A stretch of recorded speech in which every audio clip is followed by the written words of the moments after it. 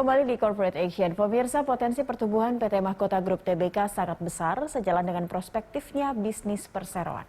Kita akan membahas prospek bisnis dan kinerja saham PT Mahkota Group Tbk bersama Head of Investment Reswara Gian Investa, Kiswoyo Adijo. Selamat pagi, Mas Kiswoyo. Ya, selamat pagi. Mas Kiswoyo, berbicara terkait kinerja Mahkota Group untuk saat ini, karena sempat mengalami kerugian juga begitu ya kinerjanya. Untuk saat ini, Anda seperti apa melihat kinerja dari Mahkota Group? Kalau saya lihat dari komposisi perusahaannya, sepertinya dia tidak punya kebun sawit sendiri. Jadi dia memang hanya membeli minyak kelapa sawit CPO dari tempat lain atau membeli kelapa sawit dari tempat lain. Setelah itu diolah gitu kan. Jadi memang dia produknya adalah punya pabrik pengolahan kelapa sawitnya aja. Pengolahan buah kelapa sawitnya. Jadi dia nggak punya kebun sendiri. Iya, betul. Jadi memang situasinya berbeda. Memang saya lihat dia memang condong mengolah dari buah kelapa sawit. Lalu setelah itu dijadikan tidak hanya minyak CPO, tapi juga coba masuk ke bisnis hilirnya. Itu yang saya lihat mereka coba meningkatkan porsinya supaya kalau bisnis hilir itu kan bisa dijual ekspor juga. Iya, betul. Nah, mereka saya lihat sedang meningkatkan penjualan ekspor mereka biar porsinya bisa mencapai 50%. Karena memang sebetulnya itu kan sesuai dengan arahan Pak Jokowi. Pak Jokowi juga bilang, oke, kita produsen minyak CPO terbesar di dunia. Kalau bisa jualnya jangan hanya berupa minyak CPO, tapi sudah berupa produk hilirisasinya. Sehingga ada nilai tambah, harga juga lebih mahal. Selain itu harga jual lebih mahal juga sekaligus bisa membantu menyerap tenaga kerja lebih banyak lagi. Gitu kan. Jadi memang itu adalah sejalan dengan keinginan Pak Jokowi atau pemerintah supaya jangan dijual berupa minyak CPO mentah, tapi sudah diolah dulu lah begitu. Dan itu yang dilakukan oleh MGRO sebetulnya. Jadi mereka sudah bagus, artinya terus mereka juga punya jasa menyewakan tangki timbun ya. Jadi ada tempat tangki buat nimbun minyak CPO atau kimia atau yang cair-cair gitu mereka juga ada. Jadi itu bisnis lain mereka juga sih sebetulnya. Tapi kayaknya mereka masih utamanya adalah untuk bisnis penjualan hilirisasi produk dari CPO gitu. Oke, baik. Tapi untuk perseroan atau Mahkota Group yang memang akan berfokus pada hilirisasi, ini menjadi hal yang mendasar juga karena hanya bisnisnya di sektor pengolahan begitu, tidak memiliki perkebunan, akan sedikit banyak mempengaruhi jumlah produksi dengan nanti juga mempengaruhi terhadap pemasukan atau laba perseroan tidak nanti ke depannya begitu secara jangka panjang, Mas Kis? Sebetulnya kalau produk pengolahan begini ya, kalau selama harga naik dia tidak ada gangguan. Karena ibaratnya kan ini posisinya harga lagi bullish lagi naik. Jadi ibaratnya kalau bisa dia beli dari beli buah kelapa sawit dari petani pun, ataupun dari pemasok lain. Kalau setelah itu butuh untuk diolah mungkin butuh waktu seminggu 2 minggu, terus kemudian harganya masih naik, jadi nggak akan ada masalah. Yang jadi masalah ketika terjadi penurunan harga CPO. Itu yang baru jadi masalah, karena dia sudah kadung beli dari petani buah CPO-nya, buah kelapa sawit dalam harga mahal, atau begitu mau dijual harganya turun. Nah itu baru akan jadi masalah. Betul. Jadi kalau selama ini saya lihat sampai akhir tahun ini harusnya masih aman karena harga CPO masih berada di level atasnya, tertingginya. Tahun depan juga kemungkinan masih cenderung sideways untuk turun, tidak karena pasokan CPO-nya kayak masih terbatas, karena kita lihat petani plasmanya di Indonesia untuk kayak kelapa sawit itu, petani plasma itu rakyat itu mencapai kategori 40%, dan mereka kayaknya belum melakukan pemupukan 100% untuk tahun ini. Sehingga kalau dikejar pun di bulan ini sampai bulan depan Desember, itu kayaknya nggak keburu. Jadi kayaknya mereka melakukan pemupukan di bawah 50%, otomatis kalau pemupukannya tahun ini tidak full, artinya tahun depan buahnya juga nggak bisa maksimal. Jadi kenapa buah kelapa sawit tahun ini agak-agak drop atau turun? Ya karena tahun kemarin kan ada corona, itu petani kelapa sawit terutama yang plasma yang mencakup 40%, itu mereka tidak melakukan pemupukan. Jadi mereka dapat uang untuk tahan survive hidup dulu karena ada krisis corona.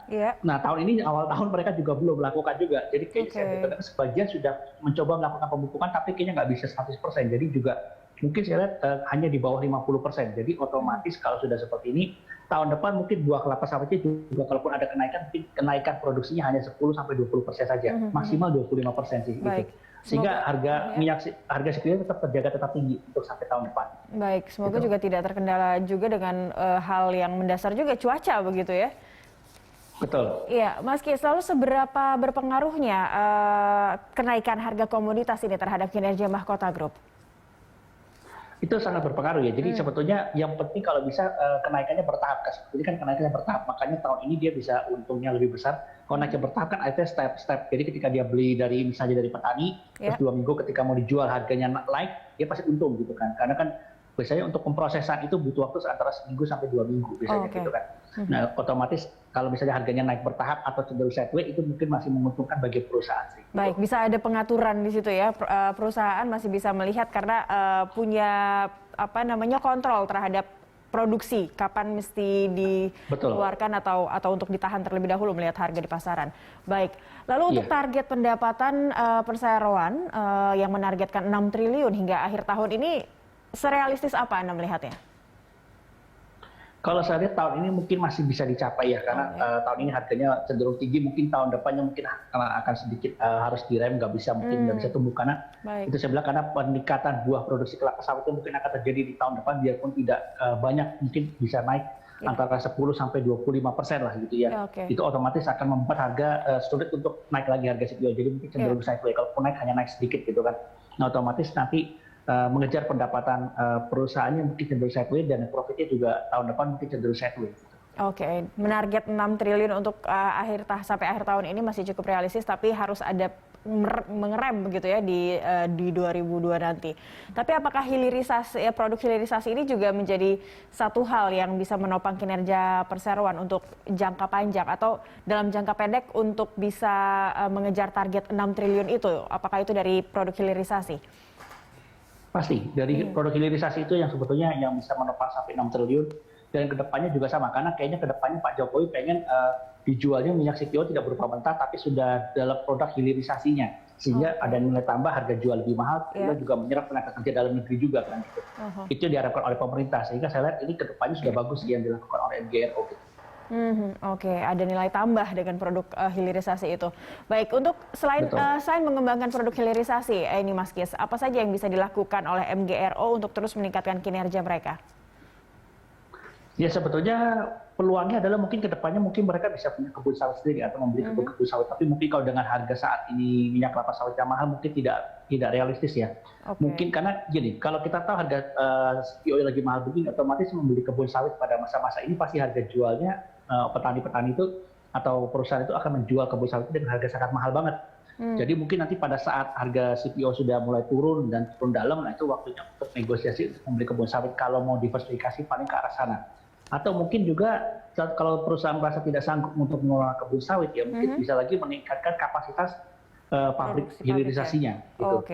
Itu bisa ditingkatkan karena takutnya kan kadang-kadang mengelola kebun itu tidak semudah, tidak bisa dijalankan oleh semua bisnis atau semua orang bisa menjalankan itu. Jadi butuh skill dan manajemen yang sudah berpengalaman. Jadi makanya mungkin manajemen kalau misalnya tidak menganggap oke saya tidak bisa masuk ke kebun, yang sudah mungkin bisa membesarkan kembali pabrik pengolahan CPO untuk hilirisasinya seperti itu. Masih berfokus pada pabrik pengolahan begitu ya? Tidak.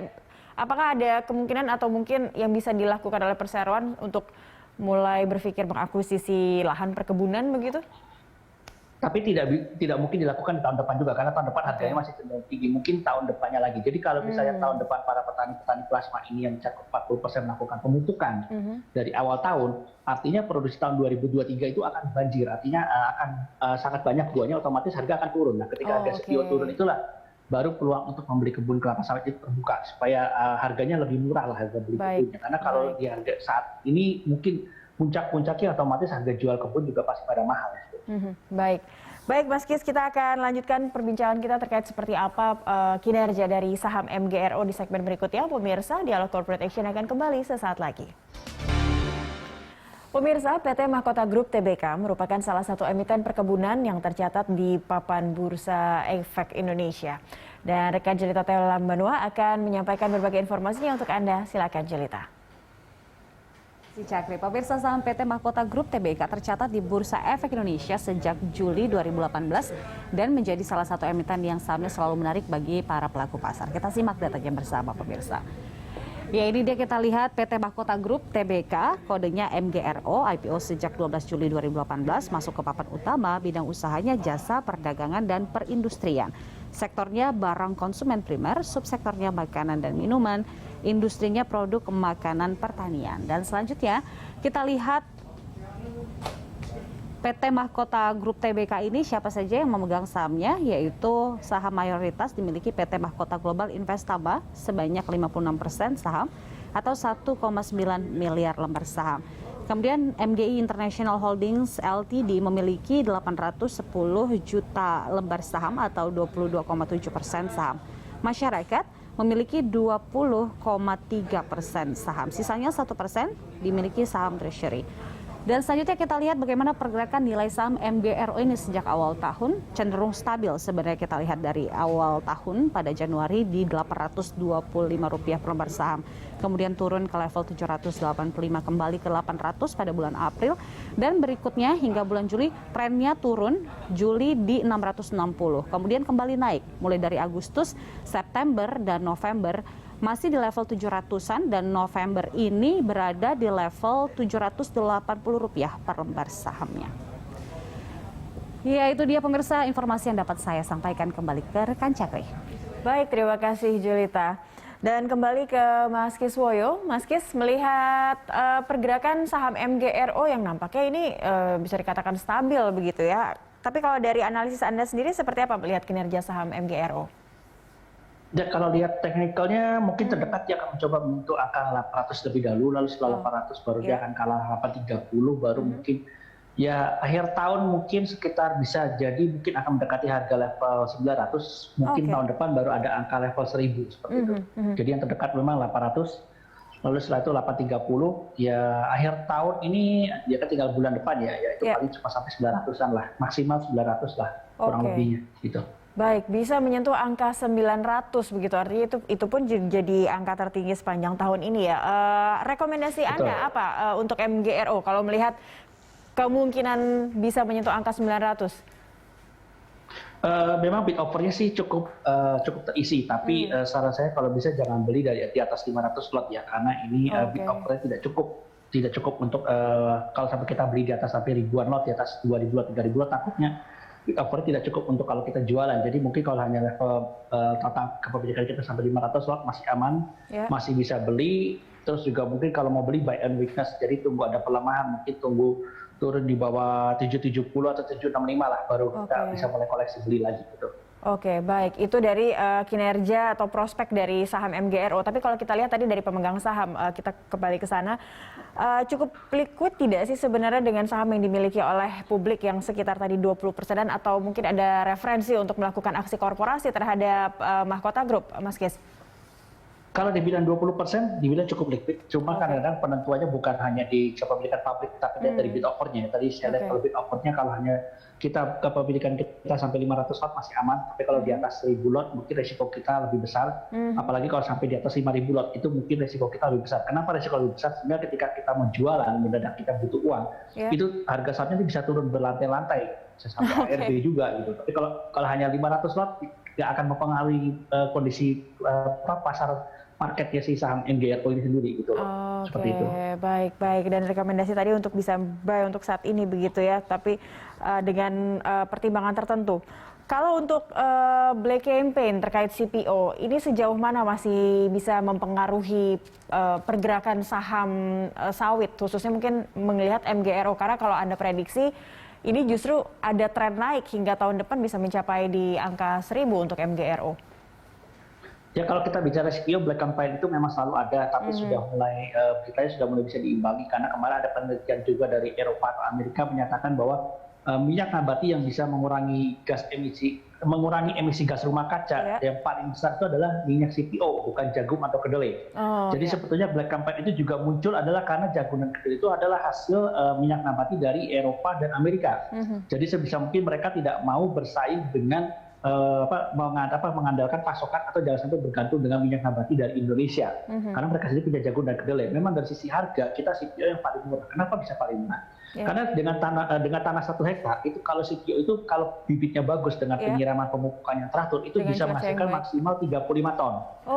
Jelek-jeleknya itu adalah sekitar 20 ton. Ya kalau jelek lagi mungkin 15 ton. Tapi kalau kita bandingkan dengan jagung dan kedelai, 1 hektar itu maksimal paling bagusnya itu hanya 8 ton, paling bagusnya. Sehingga makanya harga jagung dan kedelai itu lebih mahal dibandingkan dengan harga minyak CPO gitu. Jadi memang itu saingan karena mereka lebih mahal dan mereka juga takut bergantung pada Indonesia seperti itu. Tapi kalau kita lihat negara-negara Asia, model India sama Cina, mereka akan tetap mengandalkan CPO karena mereka mencari yang lebih murah lah, gitu, nggak peduli lebih mahal atau bikinan siapa, kan gitu. Iya, iya. Baik kalau begitu.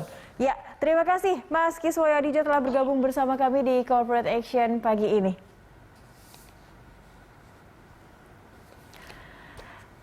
Ya, pemirsa, Corporate Action akan segera kembali usai news update. Tetaplah bersama kami.